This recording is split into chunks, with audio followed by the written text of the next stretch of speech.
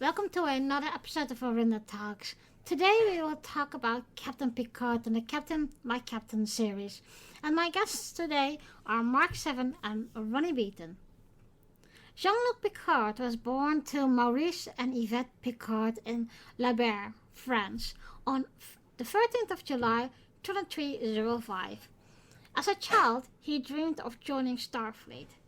He and the rest of his family speaking English with UK English dialects, the French language having become obscure by the 24th century, as mentioned in the Next Generation episode Code of Honor. In the first season of the Next Generation, Picard was described as having a special pride in being French, though this was dropped by the second season. Picard has a number of British habits, including the regular consumption of Earl Grey tea, a fondness for Shakespeare, which he performs in the holodeck simulations, riding horses with English tech, and a knowledge of such British songs with Royal Navy associations as A British Tar and Heart of Oak. The young Picard failed his first Starfleet Academy entrance exam and, upon admission, met with numerous ethical and scholastic difficulties during his cadet career, but went on to flourish, developing a lifelong passion for archaeology, and he became the first freshman to win the Academy Marathon.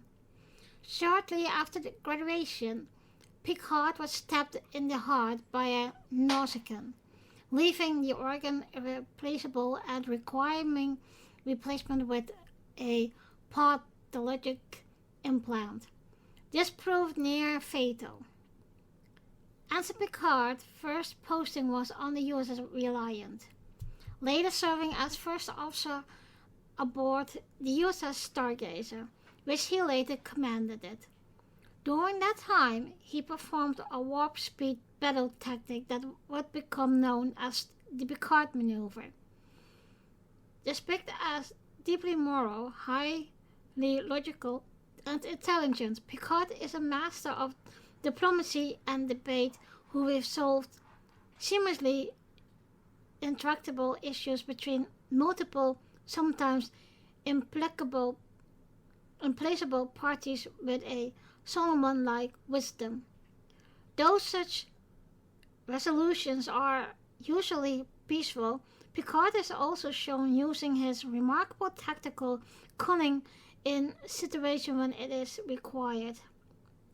Picard has a fondness for detective stories, Shakespearean drama, and archaeology.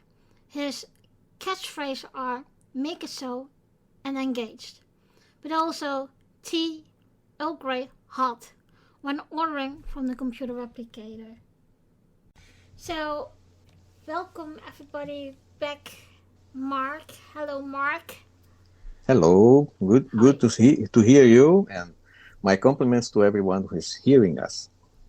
Yeah, it's nice talking to you again. It's been a little while. Yes, since last year, I believe. Yeah. So today we're going to do a Captain My Captain episode, and today we're talking about Captain Picard. So if I say the name Picard, what is the first thought that comes into your mind? Well, I always think the first word is my mentor. You know, I am a fan of the old series, of course. That's how I met Star Trek. But when came the the next generation, I started a little skeptic in the first year, but I was accompanying the decisions of Picard, how they made him a nice captain. Then I chose his way to teach my way to Starfleet. Hmm. He's my mentor, I used to say.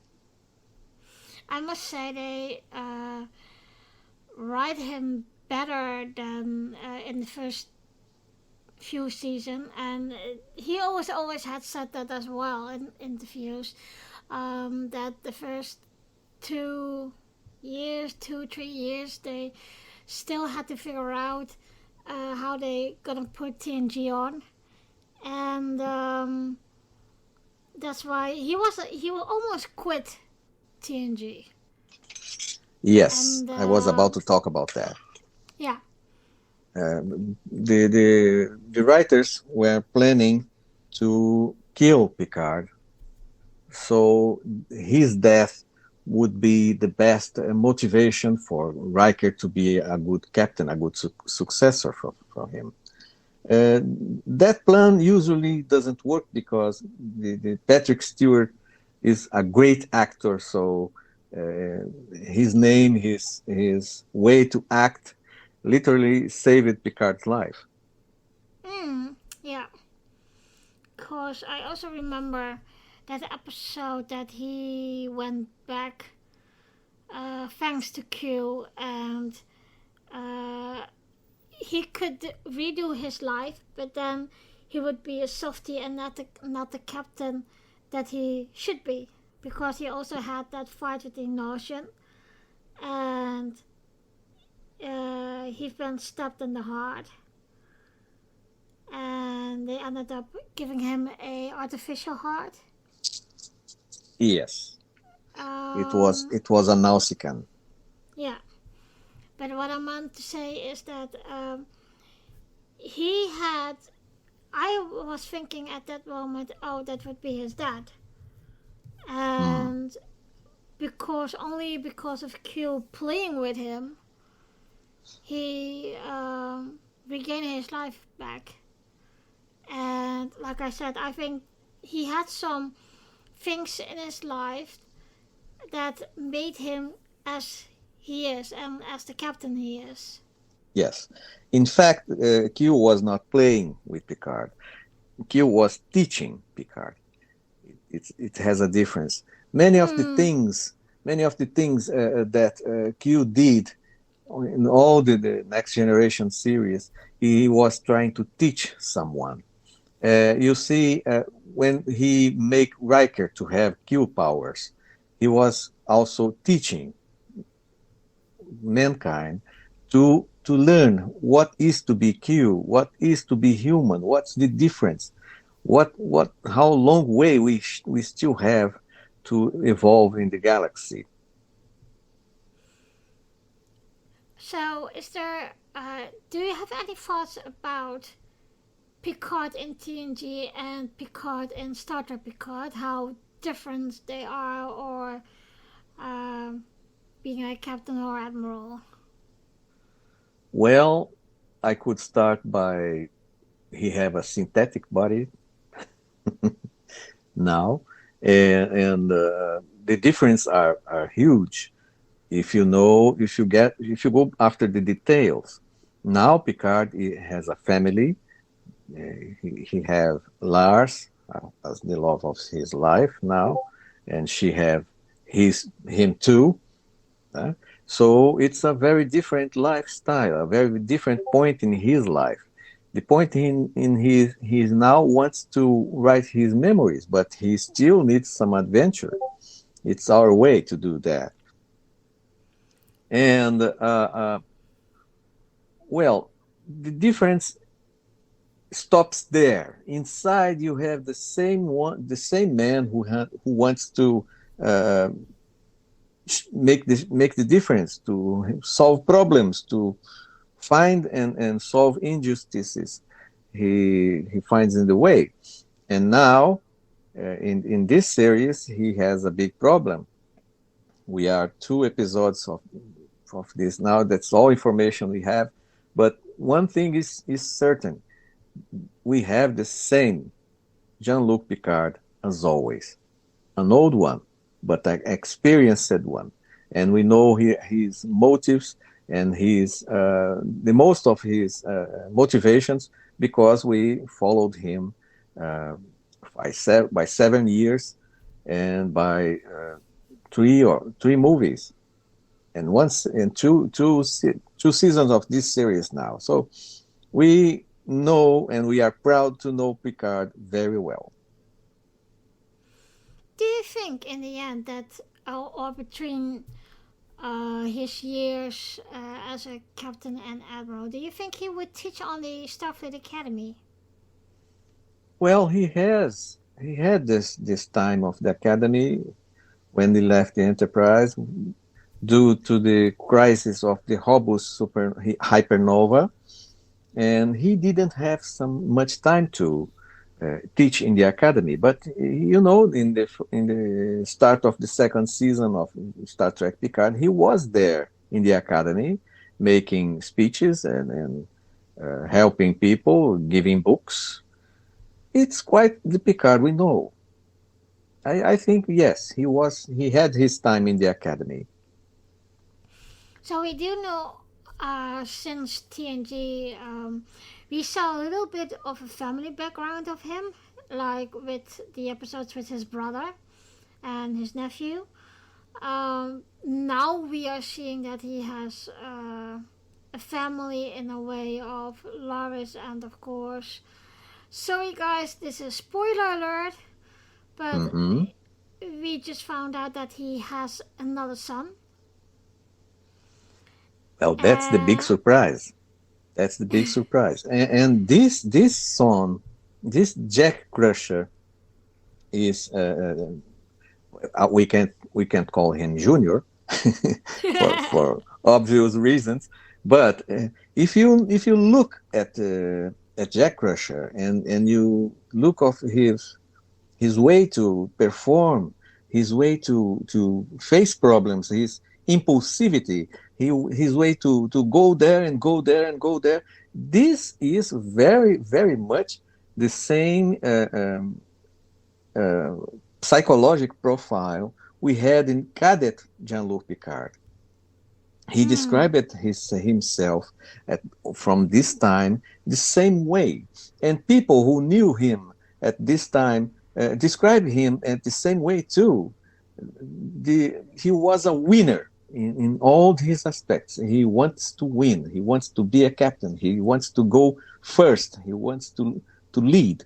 That's the Picard we know. And we have a son of him with that genetic explicit in him. Even Riker noted that before Picard in this episode. So yeah. we hope to learn more about that, and we hope so the son can teach the father and vice versa about each other in this series. I would love to see that. Yeah, this I was wondering how can she be pregnant by him because it was 20 years ago that they saw each other. So I'm figured out that it would be after uh, they quit the Enterprise.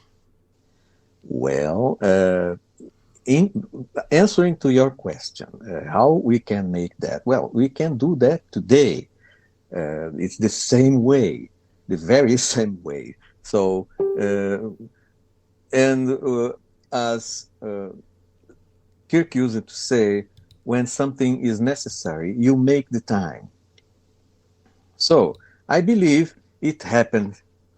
It happened after Picard and Beverly Crusher was in the Baku planet. They felt a little of uh, young feelings in those bodies, and that helped them to be together. And after Nemesis, uh, that solitude got back, and chances are plenty of time for that. But I believe so far what we learned that Beverly only knew she was pregnant, and she suddenly moved on from Picard for all his friends and decided to do that alone. For what? For protect herself, for protect her son, or for protect Picard himself, because she knew if if there is a son of Picard get in public, many of his enemies would try to get him. You know, he was cloned once times, and another time, Ferengi tried to make him believe he had a son, and you know how this affected Picard. And she knew that, and she tried to avoid that kind of confusion of bringing the father's life and the father's sins to the life of her son. So, is there any favorite line that you have of Picard? Quote? Well, the favorite line Picard said was, "The first duty of every Starfleet officer is with the truth. May it be scientific, moral, or in your own heart." So this is quite a way of a Starfleet officer must to guide his career on. He said that with Wesley Crusher when he was in the academy. You remember that?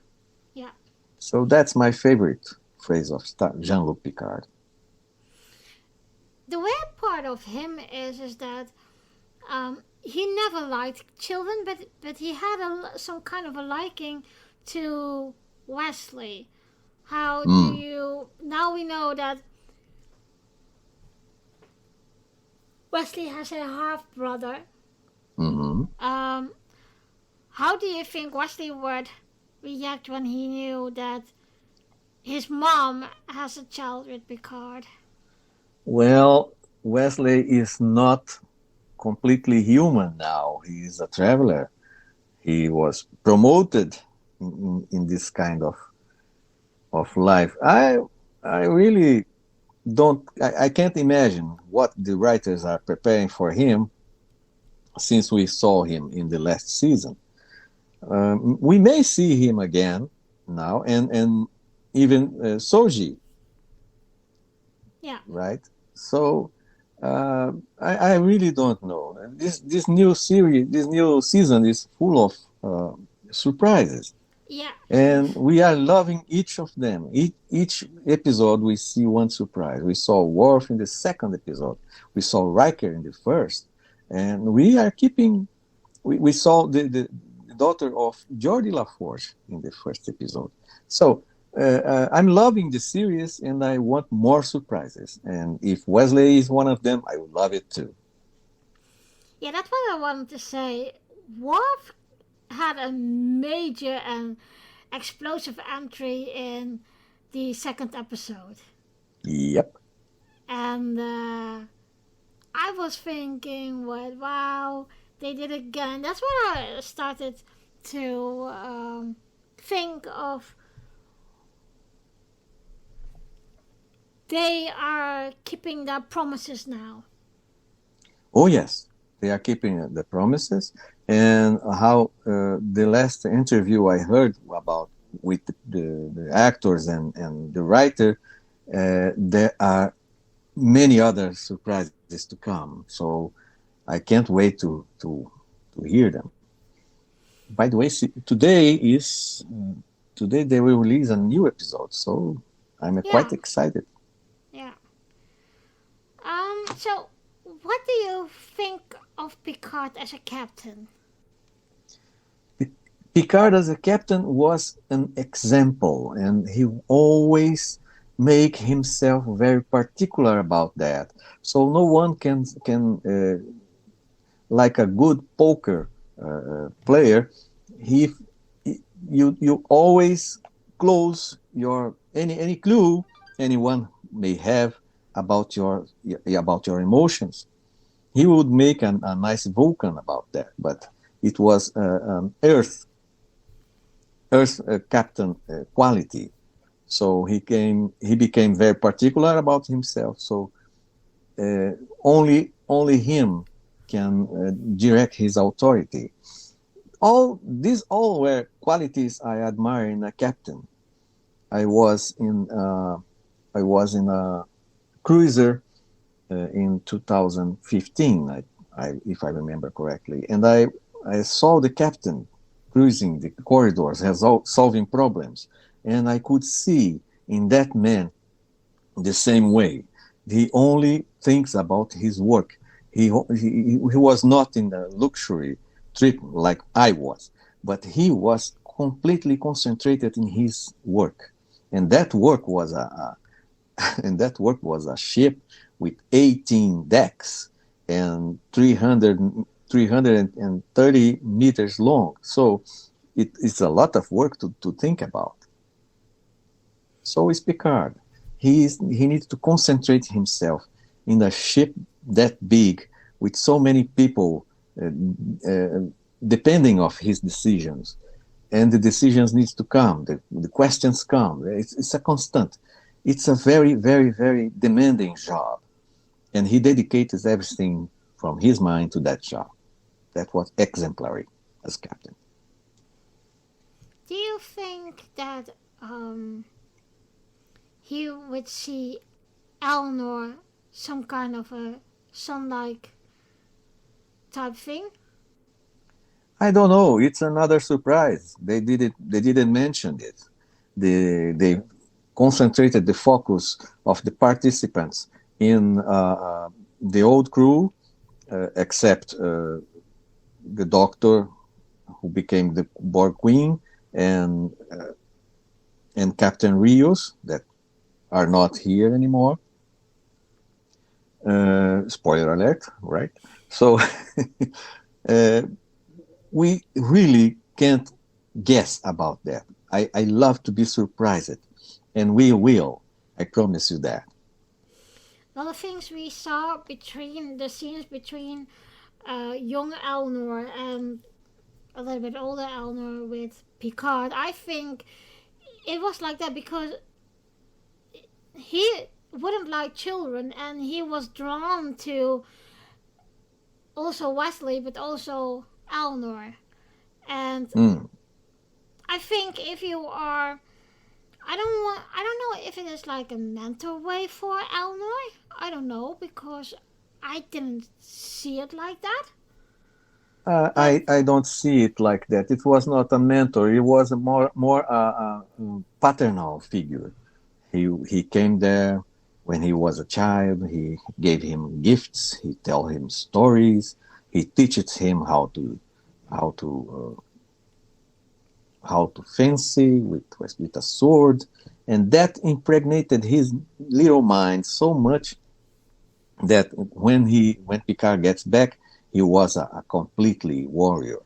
He was not a mentor to him. He was a father image.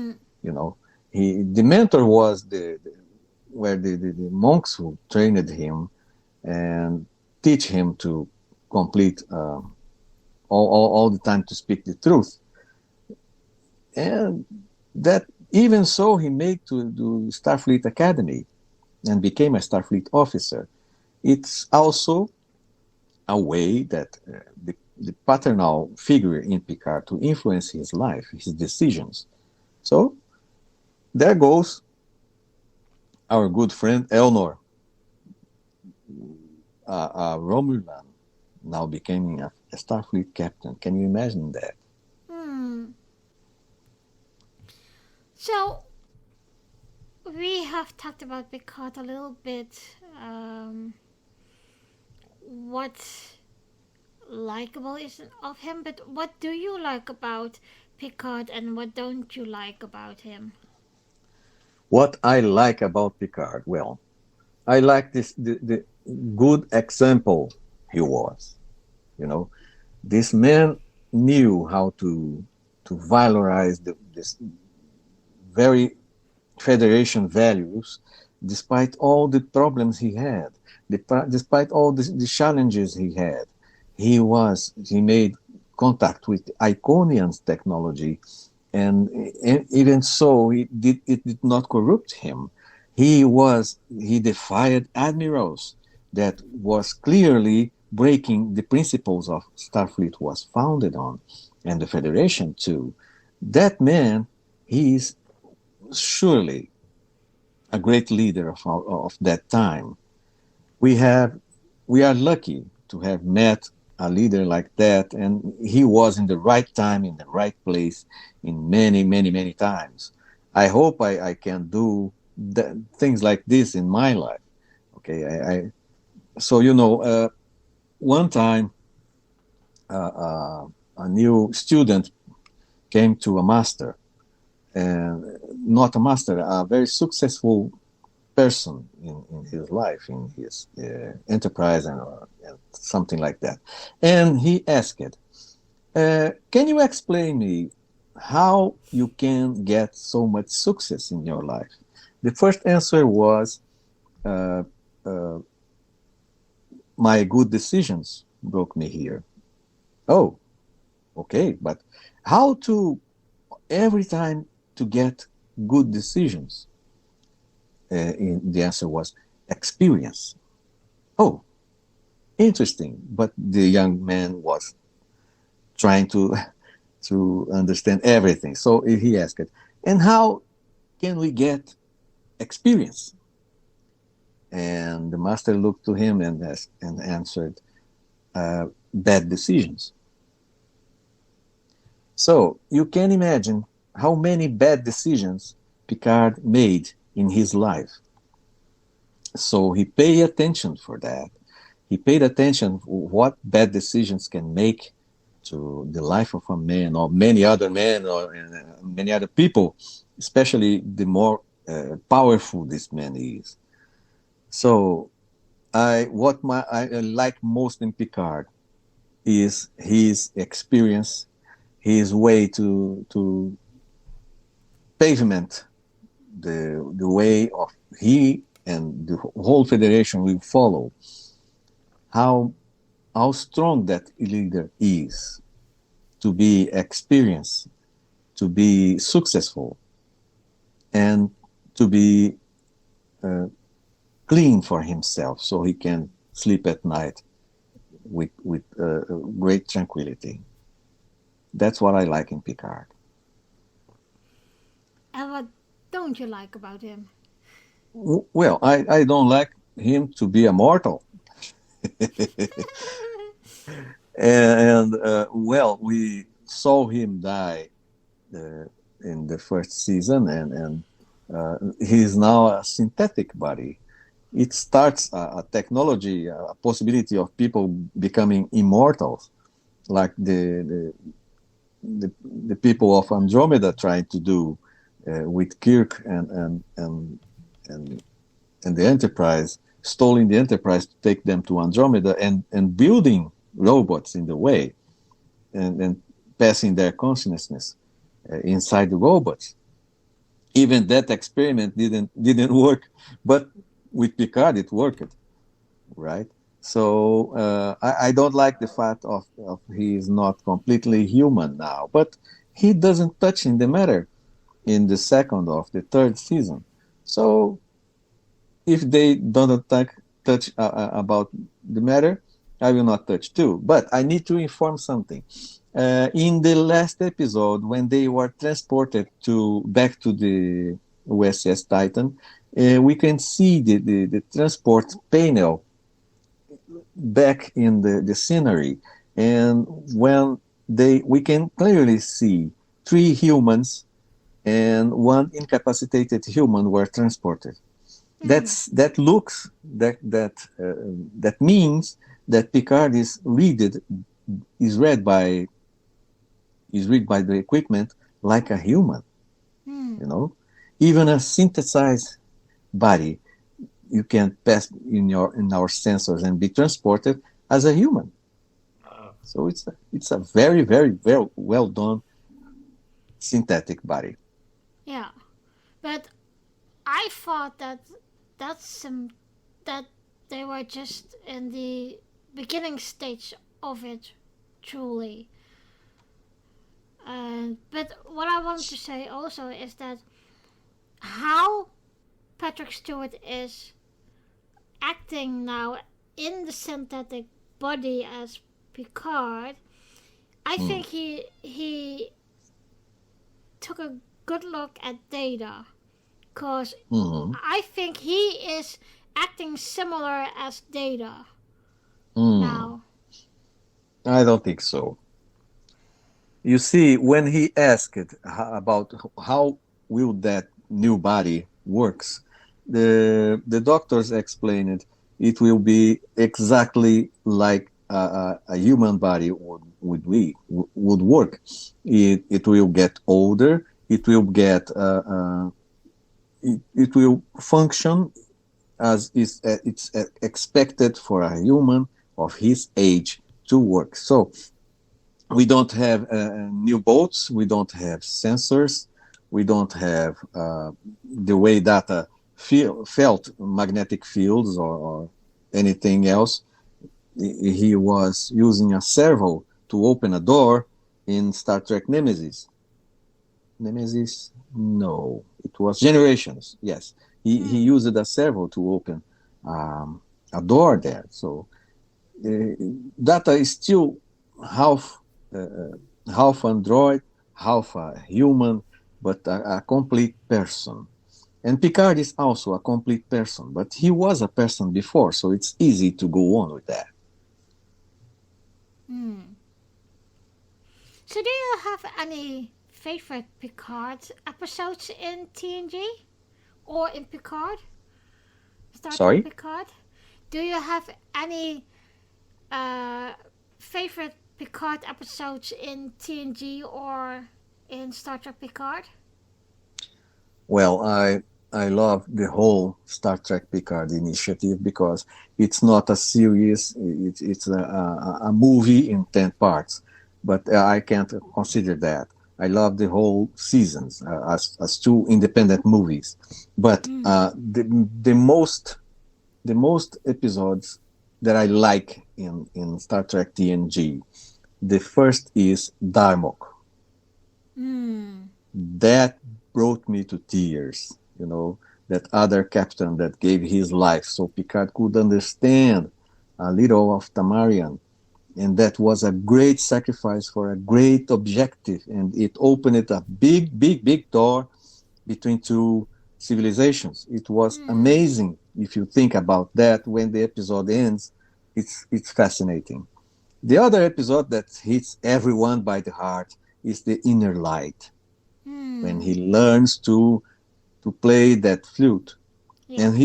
And he even in the first episode he shows that flute too again, remembering the taking person of his past from his history to life with his memory, with his heart.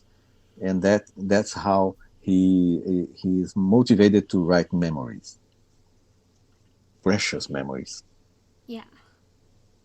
I think Inner Light is a lot of favorite of Star Trek fans. Hmm. Um. Okay. This is my last question for now. Um. Hmm. If you had a list with your 10 favorite captains, what number is Picard? Well, Picard will be the first and the Okay. better, and the Yeah. best. Even Admiral Janeway trusted him to send him to the Romulans. Yeah. Even a captain that was aboard. So there are many people who have reasons not to trust Picard with so big decisions. But Admiral Janeway was very experienced in the Borg issue, so she had no problem to trust Picard. Well, we And found. the 10 captains, do we have 10 now? I need to, I will need to count. Well, Okay. the second best captain after Picard will be Janeway. And after that, we have James T. Kirk. After that, we have Benjamin Sisko. Despite the motive I have against him, he was not human. Hmm. He was the son of a prophet. That prophet made many ways to produce a human, but he is a prophet. He is living with them now, so he was not completely human. He is Yeah, not that even now. there was a rumor that they would bring Cisco back in Picard. Well, I don't many know. people want Cisco back. I believe even Cisco wants that too. Even the actor who made him, everybody wants. We hope he can give us some hopes about the matter, but you know, it's never what we really want. It's what they want. So Hmm. they have another other plan. So I want to see those plans to the end, and then talk about what could be, what not could not be, etc., etc. The next captain, Archer, and the next captain I would love to have as a captain. I would follow. It was well, I can say Michael Berman. Hmm. Okay, I love the way she got from commander to almost captain to completely prisoner, and saving saving the universe, and saving the Discovery, and saving her crew, taking them to the future and saving the future again. Well, I can say I like it. After that, who else? Um, the captain of the Cerritos. Hmm. She's quite serious about her job. Hmm. Of course, the series is not about that, but she's a nice captain. I like her way. And one other captain, well, me. I would love to command a starship. I do that in Second Life in many occasions, but Hmm. that's me. I would love to do that.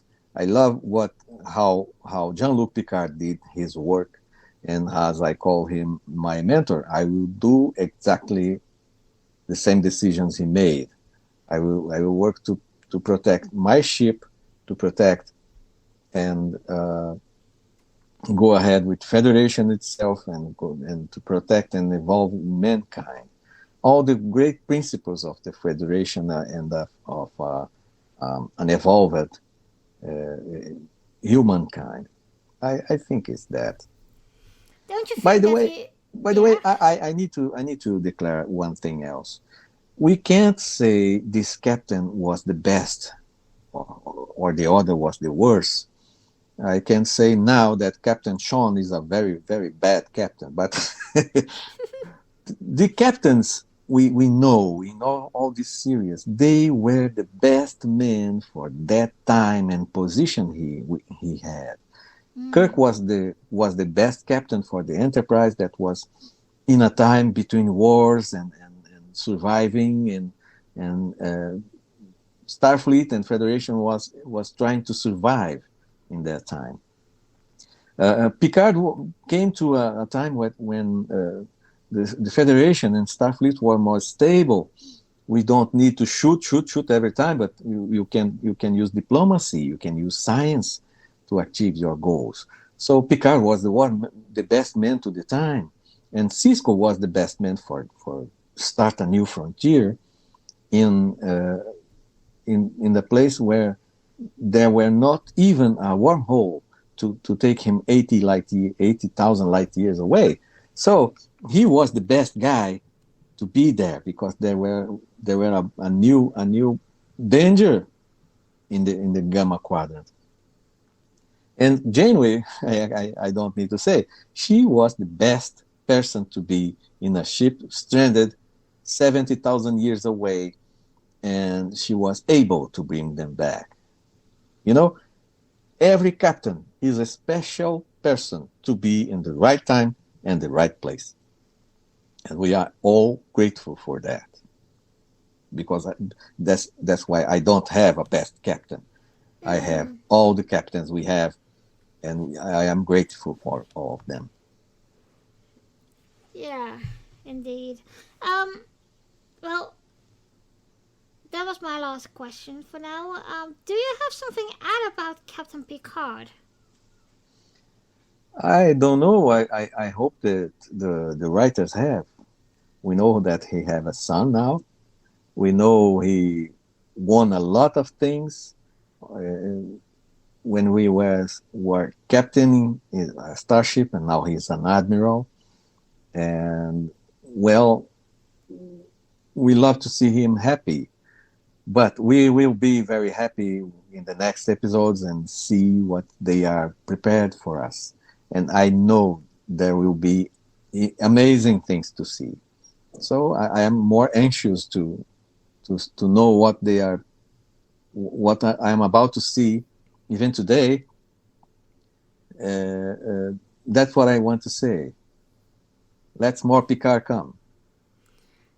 What did you think about the reaction of that captain of the Titan that was so against Picard and Riker at that moment? Well, you Because, know, I served the Brazilian Air Force for 30 years. And I need to say, in my experience, I met people, officers, like Captain Sean. I need to say, they all ended alone and left over. They looked around and saw people were not so committed to stay calm and quiet in his corner, but they wanted to do more. And all people who wanted to do more always stepped on his way and did something. I hope that Captain Sean to go to the end of this season alive, because people like him are not happy with so much initiative around him, so much sacrifice to be made. He was always saying, to uh, I don't want to risk the life of 500 people in this ship, even if the universe collapses around him. Well, that's not a Starfleet captain to to phrase to hear, you know. yeah, Captains, captain people, captains people are people always ready to boldly go where no one has gone before. So we don't see that in Captain Sean. We see someone who is eating very comfortably and can't wait to be retired. yeah. That's what these kind of people do: get retired in peace, not making Yeah. history. So, thank you, Mark, for this lovely conversation about Picard. And Okay. I hope to talk to you soon. Same here. A pleasure to be here, and talk to you is always nice. All right. Thank you very much. 7 out. All right. And welcome back, Ronnie. Long time no Good see. How are afternoon. you? Hello. I'm fine, yes. A little bit tired, but, well, I'm okay. Good. Well, thank you for joining me again. You're And very welcome. You're very welcome, yes. this time we're going to talk about, of course, Captain Picard. Yes. So if I say the name Picard, what is the first thought you come into mind?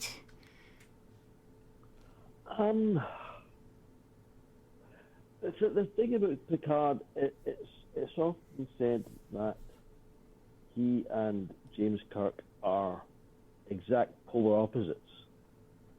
Picard was when he was a young man, when he was a cadet, he was the Hellraiser, who later became the Bookworm.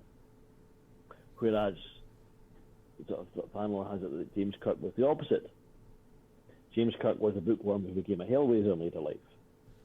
And it seems to be that it was the influence of their respective best friends while they were cadets. It seems that Picard's best friend when he was a cadet was Jack Crusher. James Kirk's best friend when he was a cadet was Gary Mitchell. So it seems that they're a study in contrast. Yes. Yeah. Kirk is more the sort of gunboat diplomacy. Shoot first, ask questions later. Picard's more, let's talk about this. Let's try and reach a solution by diplomacy, rather than just going in all guns blazing. Mm-hmm. But don't you think that Picard became very diplomatic in the last, well, what I say, since season 3 or 4? Yes. As with any show, it takes a certain amount of time for the actors to sort of get to know their characters, and also for the writers to play to an actor's strengths. Patrick Stewart has this wonderful speaking voice. He's a Shakespearean actor, classically trained actor, marvelous speaking voice. You could, to use a well-known phrase, you could hear him, you could listen to him reading the telephone directory, and it would be interesting. Right? Yeah. So, yeah, the writer sort of gave him a lot of speeches, so he could have used his theatrical training. Yes. Cause what is your opinion about the Captain Picard in TNG and the Captain Picard or Admiral Picard, I must say, in Star Trek Picard? Well, obviously in Star Trek Picard, the character is much older. I believe Patrick Stewart was in the early 50s when Next Generation started filming. So that was, oh my word, 1985, 86, I believe, Next Generation started filming. So that's over nearly 40 years ago. Isn't it? 30, 40, I don't know. I'm terrible at maths. But we have watched him, we have watched these characters, we have watched them age. No one stays the same personality, the same character they were at, for example, 20. That they are at 40. I mean, there are times I wish I could go back in time and give my teenage self a slap around the back of the head for being an idiot. But here I am. I will be 53 in July. People change. I mean, and I don't want to kind of go too much off topic, but a thing I've never understood is school reunions. Why would you want to go to a reunion of people you knew at school when, in my case, they were a bunch? I'm trying not to swear here. 99.9% of the people I knew in school, I didn't like. School was not a happy time for me. I just thought it seems to be an exercise in ego stroking. Oh, look at me! I'm this, that, and the next thing. I have a wonderful career, etc., etc., etc. Well, what have you done? I'm not interested. But as I say, people change. We mature. We grow. Our life experiences sort of they're difficult to put into words. They change us. Our life experiences change us. As I say, we are not the same people that we are at 20, at 30, at 40, at 50 even, than we were, when we were in high school or, in this case, Starfleet Academy. Yeah, we see that in the last 2 episodes of Star Trek Picard season 3 is that, Yes. and that's what and I say it again, they really are going out with a bang. And Yes. This is their last hurrah. This is the swan song. yeah. Because, none of the cast are getting any younger. No, and what you see also, like, I thought that was the last episode, by the way, episode 4, and you see that those cadets from, I don't know Yes. if they are already from the academy or that they already have been shipped out, but they were asking him for the stories, etc. And there was one moment I was thinking, haven't you even taught on the academy? And you could see in one way he wanted to stay humble, but in another way he wanted to teach them something that they could carry on with in their career. Well, even so, being taught by Admiral Picard, that would be different from meeting him in an informal situation. I suppose I can kind of liken it to the days of the old Scottish Star Trek convention in the 1990s. We would be in a big hotel in Glasgow. 9 times out of 10, you would be staying in the hotel, and so would the guests, the stars of the show. And it was an unspoken rule that at breakfast time, if you saw them at their table, if you were near, you could walk by, you could say good morning, but otherwise you were not to disturb them. They were off duty, so to speak. You know? Yeah. Well, a few people would occasionally break this rule, but we sort of soon sorted them out, set them right. But it's like it's like seeing one of your teachers in the supermarket, sort of thing. You know? Yeah. You're not used to seeing them in that environment. No, and I think that's nowadays. I think those conventions for those actors are very energy. That it's taken a lot of energy out of them. Yes. And I think that's they need to keep this rule also in order to let fans know, okay, let him or she eat or drink in peace or have their moment of rest, because it is very. Because I also, what I have seen, for example, as the Star Trek cruise, they have a full program of panels and getting autograph art and photographs, etc. And I have seen it. Yes, there are times when you just have to leave them alone so they have a bit of peace and quiet to themselves. Yes, and I think that is very important to them. And I mentioned that to my fiance that when we were. When did I meet her? I met Gates McFadden at 2019 Destination Star Trek Birmingham. Yes. And she was looking so drained that I was thinking, ooh, you really need a holiday. You really need rest. Yes.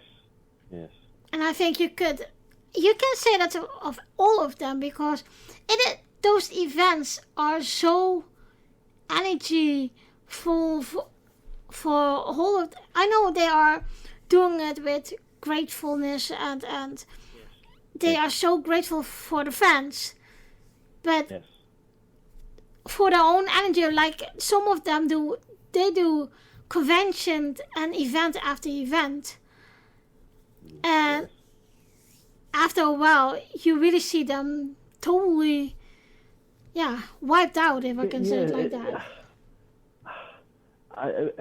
I imagine it would be exhausting. Yeah. So being just just getting to the venue in the first place, and you're meeting all these people, answering questions, giving a talk, and how tiring would it be to sort of vary these things, try and remember a story that you haven't already told a dozen or more times, There are times I feel sorry for them. Again, the Scottish Star Trek convention in 2000, I think it was, the second last one, unfortunately, we had Marina Sirtis as a guest. And there were times she was quite abrupt with people. But, but for whatever reason, that was nothing to do with nothing. Because myself and my friends, part of the Star Trek fan club for Glasgow and the west of Scotland, the USS Valley. We sort of knew, okay, just take a step back, be polite, don't bother the lady. She's got a lot on her mind. Yeah, I think some of the fans are very there, and they can get very intense. Yes. Just recently at our club, we've had to sort of suspend a member because he, as I say, he was getting too intense about things and upsetting people. Yeah. A 1 month suspension. Whether he's actually going to come back, he's this week coming, I think. He'll be due back. I don't know whether he will come back. Well, I'll find out on Tuesday night. But I understand this is people's favourite show. They love it. They love all the characters. They love the stories. They love the visuals. But there is such a thing as taking it too far. Yeah, I think so too. Yeah. So what do you think of Picard as a captain?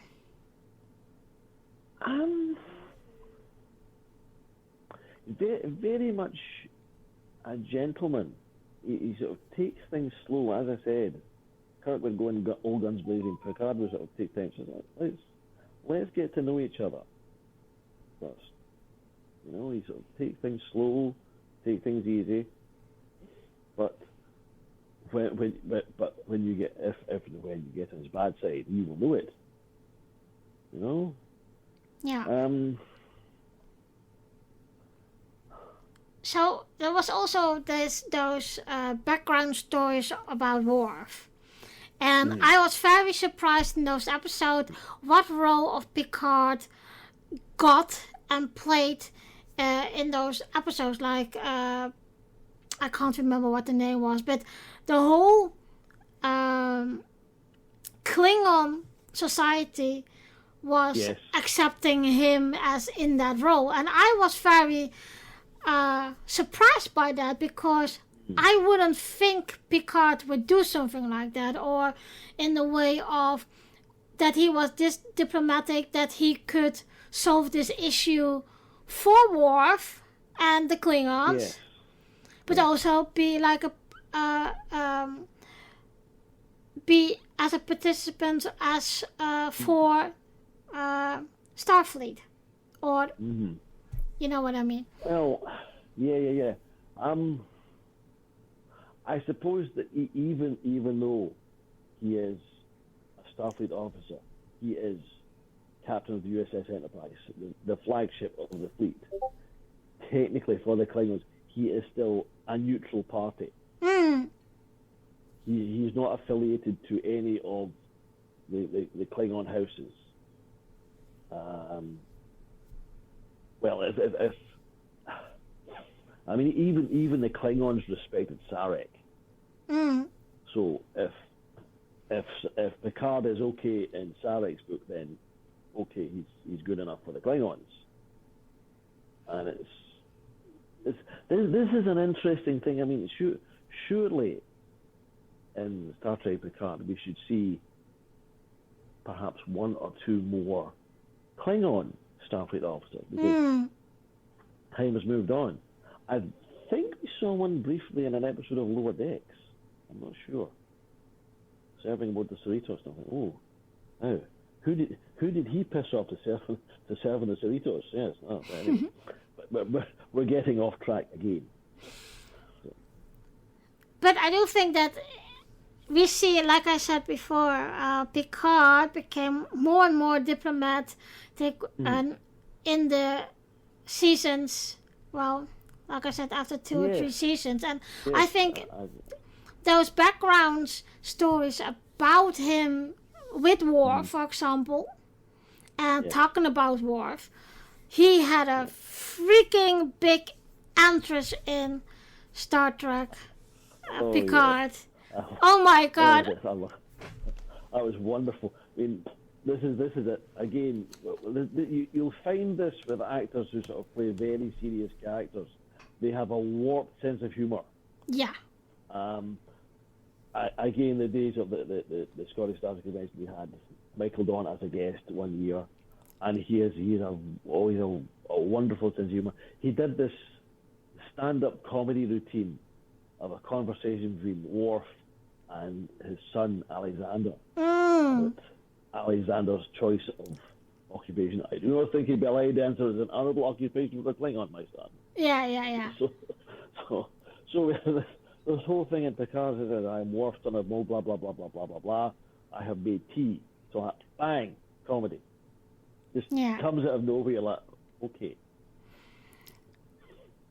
But it is one side note of it all. I think they all have been aged well. Yes. And It's interesting because for the most part, the Next Generation cast are now roughly at the same stage in their lives and their careers as the original series cast were when Next Generation was new. You know? Mm-hmm. So they are now the old guys. Yeah. So they've got all these kind of, you know, what we now have just William Shatner, George Takei, and Walter Koenig from the original cast still with us. Mm-hmm. So at some point, sooner or later, hopefully later, not for a few years yet, they will go to the undiscovered country, as it were, and you know, the Next Generation cast will be sort of like the senior crew. They'll be, as I say, the old guys, and they'll sort of take their places, and they're all kind of, oh, as I say,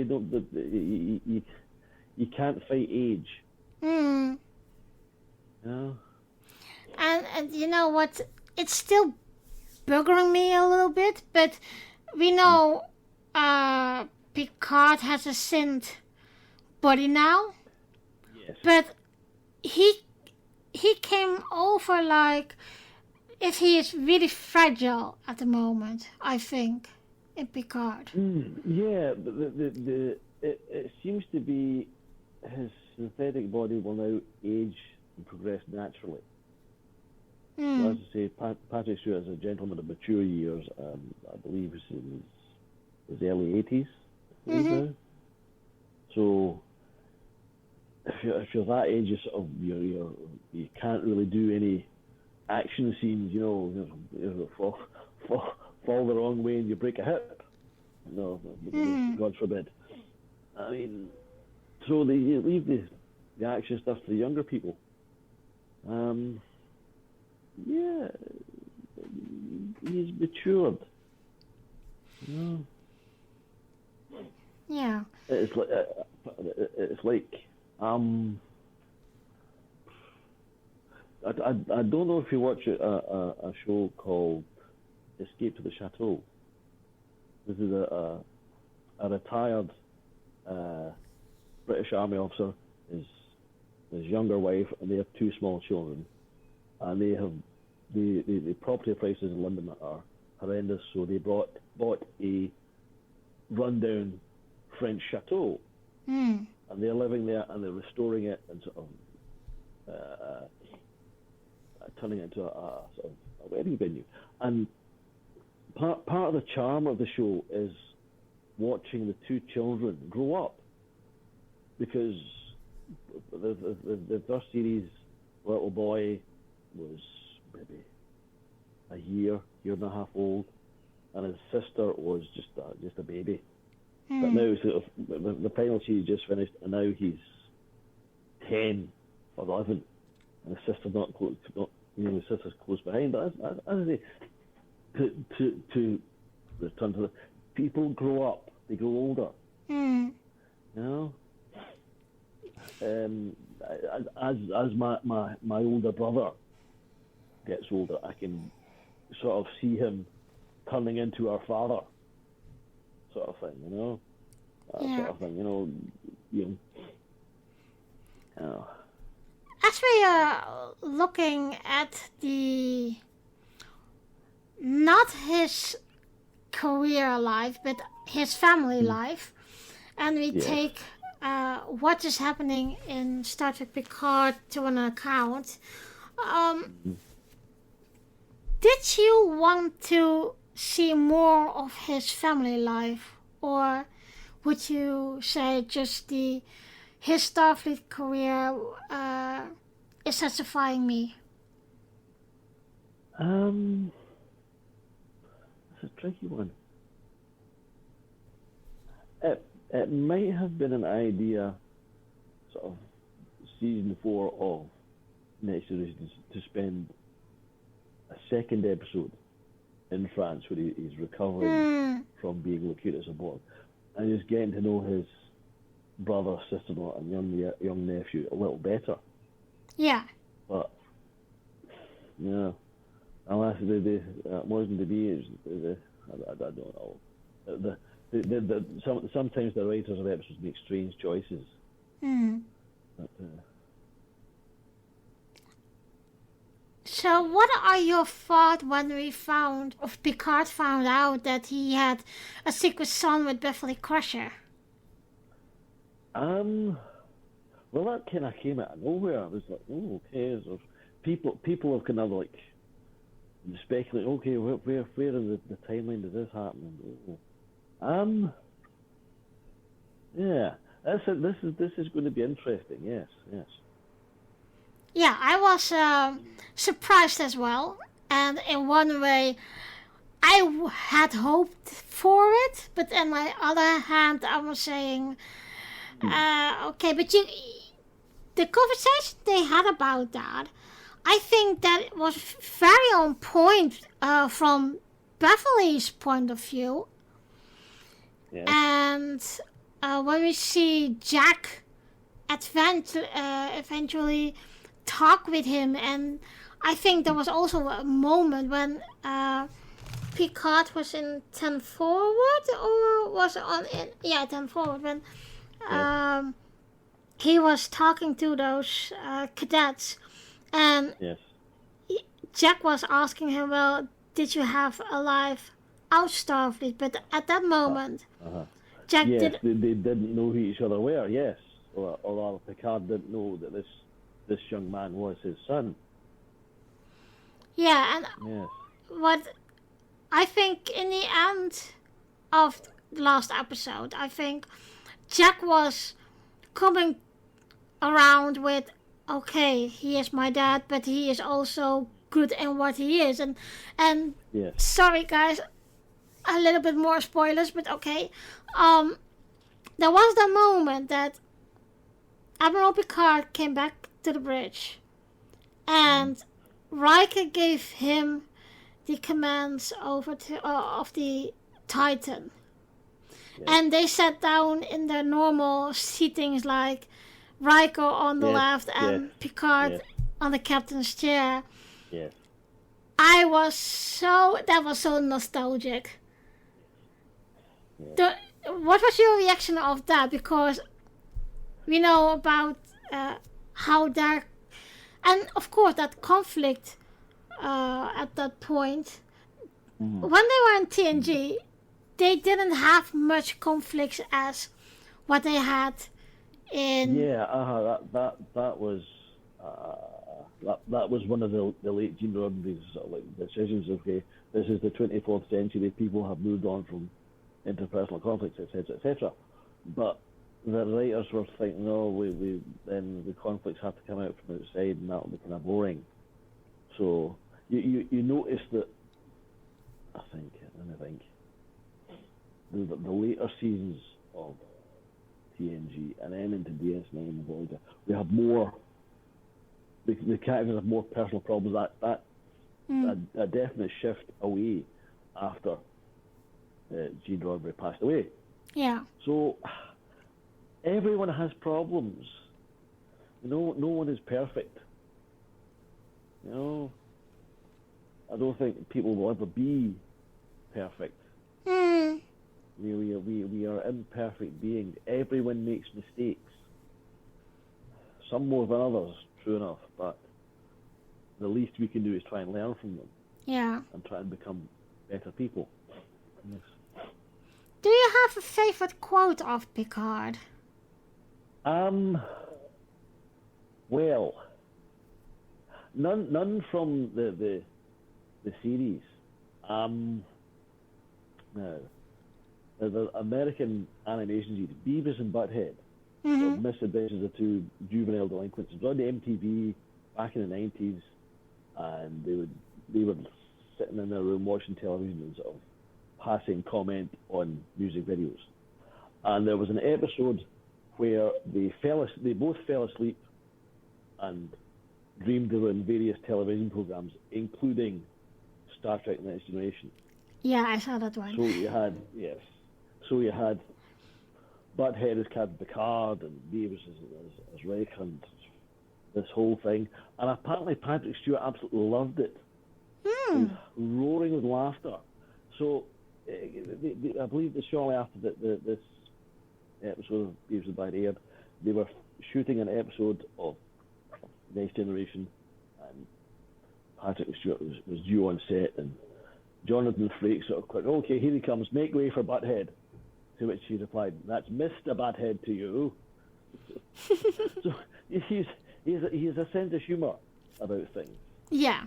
He obviously you watch American Dad and you got his character on that, and the various animation productions he's been involved in. Even the rest of the Next Generation cast have been involved in various animated series. A Disney series called Gargoyles. There was a lot of TNG cast in that. Jonathan Frakes was the principal human villain. Marina Sirtis was a female gargoyle. Brent Spiner played Puck, I believe, and it was a wonderful series. It's something to try and hunt down, because it was groundbreaking for its time. I had no idea if it's available on DVD. I mean, Disney are very bad about releasing their television output on home media.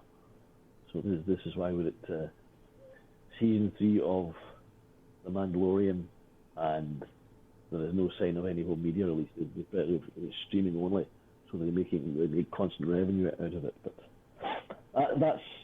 that's another matter. That's nothing to do with Star Trek. There was another bit, I think this was the very this is one of the stories you hear at conventions. Patrick Stewart and William Shatner on stage together. Their first convention appearance together. So the audience are asking questions, and they sort of say, "Oh yeah, what do the respective captains do when they're off duty and they're in their quarters?" And it's, Patrick says Picard just curls up with a nice book in his Jimmy Jams, his pajamas. And William Shatner just sort of kind of gives him the silence, and it's just Kirk sleeps in the nude. So of course the audience erupts.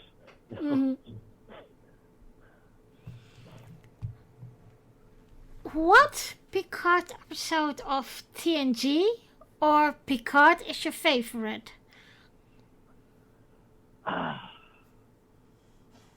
Difficult to choose, because as I say, technically they're the same character.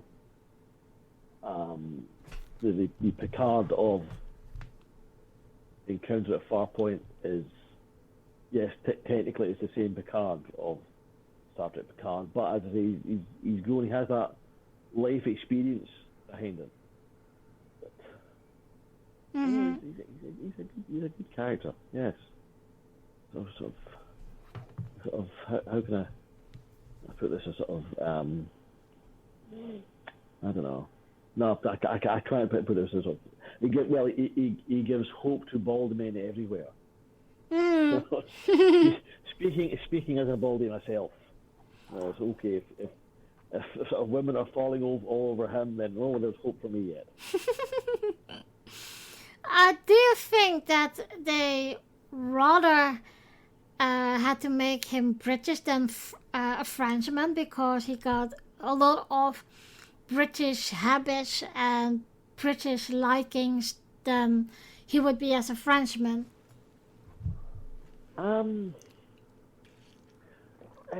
Again, it's strange, yes, sort of these people in 24th century France apparently have British accents, but it's one of those things. Perhaps it's sort of in universe, it's an after effect of the universal translator. It just sort of smooths out the accents here and there. But I suppose the French a French accent, it would vary depending on where in the country one lived, as with the UK, as well as other countries with the USA. It depends on which area of the country one lives in. Do you think that Picard would have been different if he knew that he had another son? Yeah, I think he would have done his best to get to know Jack better when Jack was younger, rather than just this being sprung on him and when he's a grown man. Oh, by the way, I'm your son. Oh, okay. Family is important. And we don't always get on with our families, but they are our families. Yeah, what I was thinking of when I saw that episode, I had to think of, I thought it was in a light, right? When we had that moment that he was back on the medical ship where Beverly Crusher was captain of, but at that point he was already her ex-husband. What I was thinking of is that how different it would be if we actually see them grow, and because that was the weird thing when season 3 started of Picard. Picard was saying, well, I had a distress call of Beverly, but it is 20 or 25 years ago that I'd seen her for the last time. And I was thinking, well, that can't be the point, because there are things, and you could see that they have met each other multiple times, and especially when he knew that he got a son now. Yeah, but you lose touch with people over the years. People move away, they get married, they start a family, they move to another town, another city. But again, now with social media, you can reconnect with people. There's a guy I was in school with many years ago. I haven't seen him in 40 years. I haven't seen it since I was 12, going on 13, and then, okay, I still haven't seen him in person, but we're reconnected on Facebook, and I sort of chat away to him. Oh, do you remember this? Do you remember that? You can't predict the way your life will turn out.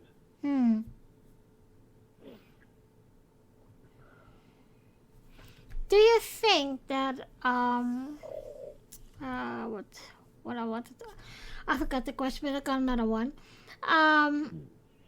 What do you like about Picard, and what don't you like about him?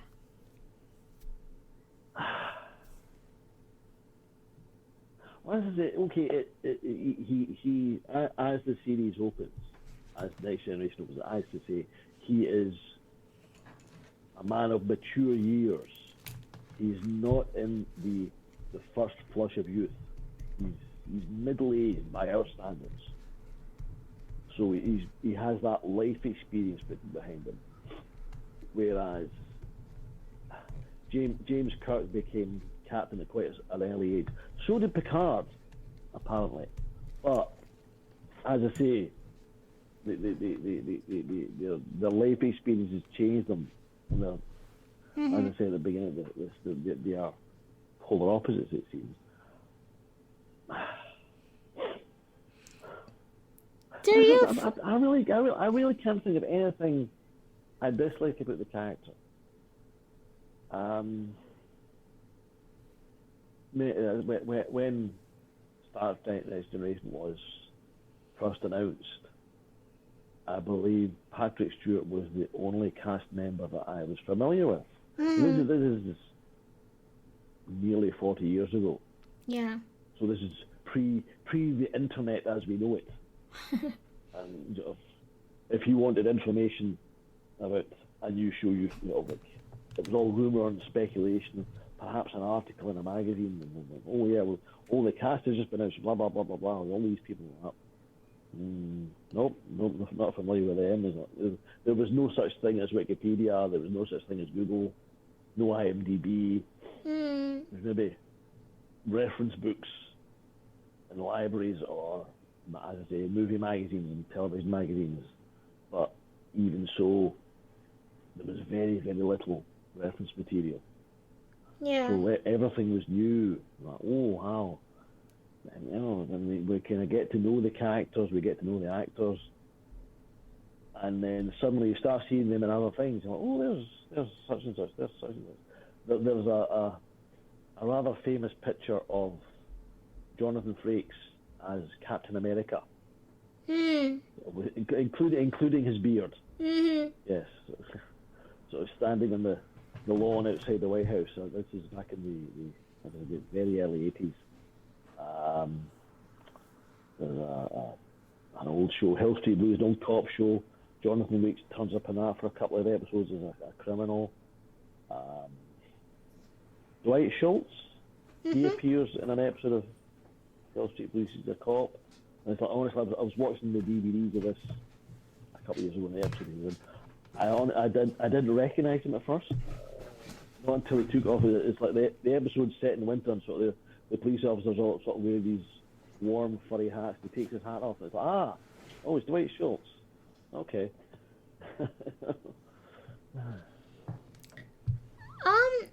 I can't remember if Picard was really head of the Starfleet Academy, but how would he rule the Starfleet Academy, and what changes will he bring in to teach the cadets, of course, of his experience, also, of course, like Locutus, etc.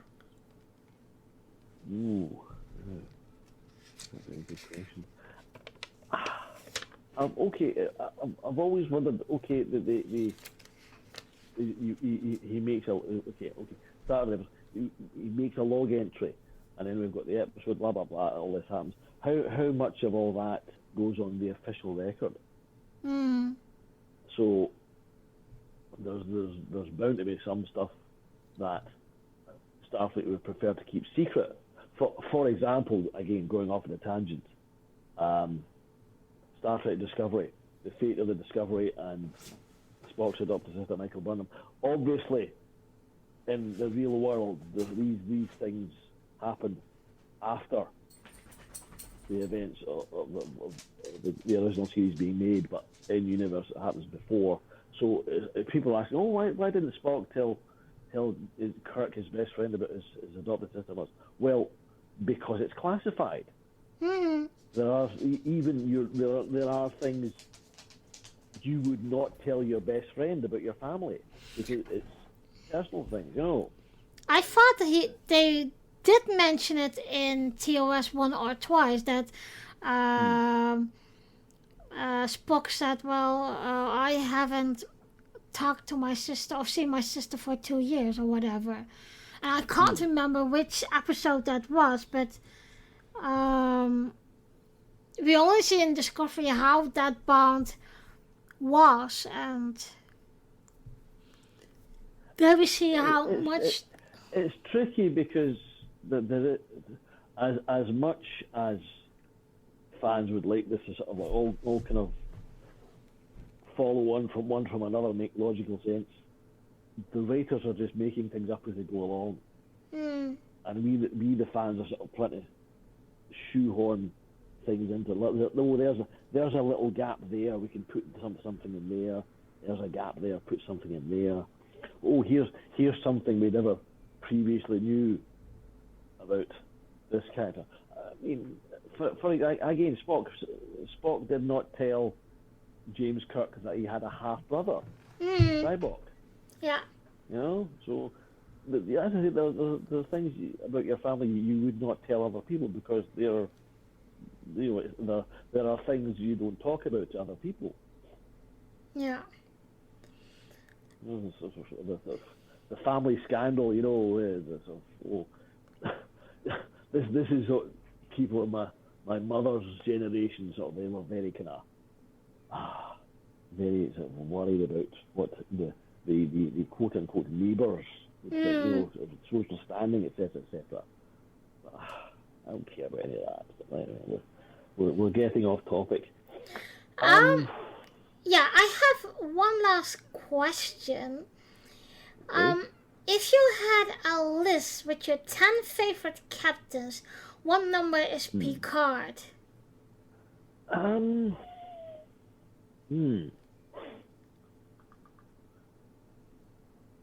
Very good question. Is he in the top 10? Yes. Oh yeah. He's in the top 5. Yes. My number one Star Trek would have to be Benjamin Sisko. Purely for the fact that he stood up to Q and belted him one. He was not taking any of Q's nonsense like, okay, flag. Well, you hit me. Yes. Picard never hit me. I'm not Picard. That's true. He's not Picard. Yeah. Again, all the captains are different.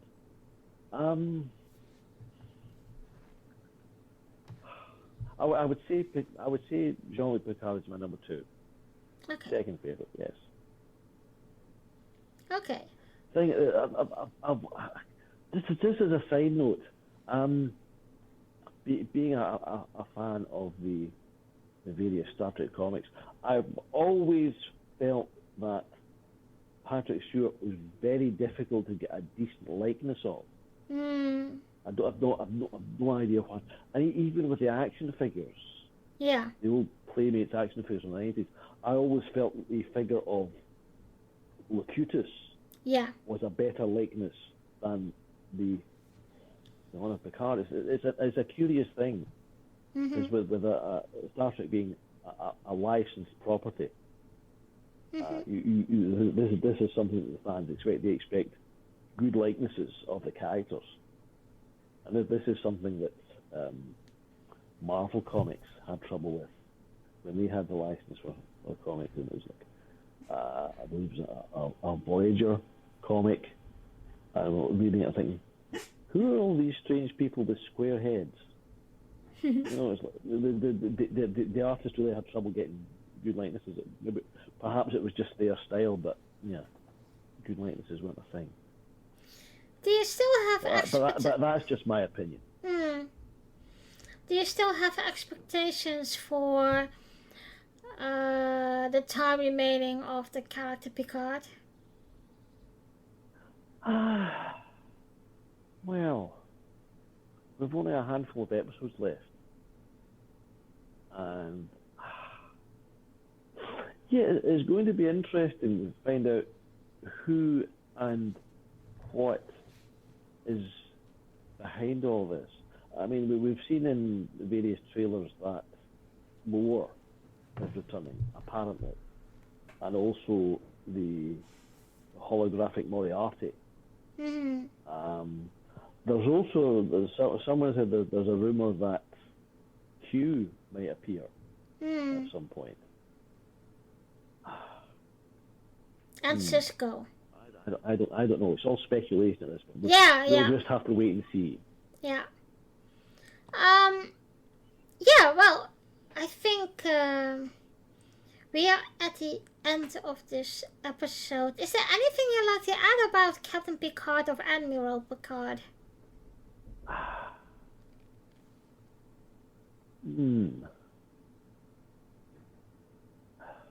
No. Okay. Nothing springs to mind. Oh. He's one of my favourite characters, yes. So, as I say, the Patrick Stewart, wonderful actor. As I say, the classical training, Shakespearean acting, yeah, I think how older he became, how more you could see that through his acting. Yes. Especially now with Picard Season 3. Yes, as I say, I mean, leave the action stuff for the young people. I'll just sit in the captain's chair and give orders. Yeah. Well, Ronnie, thank you very much for joining me again. You're very welcome. You're very welcome.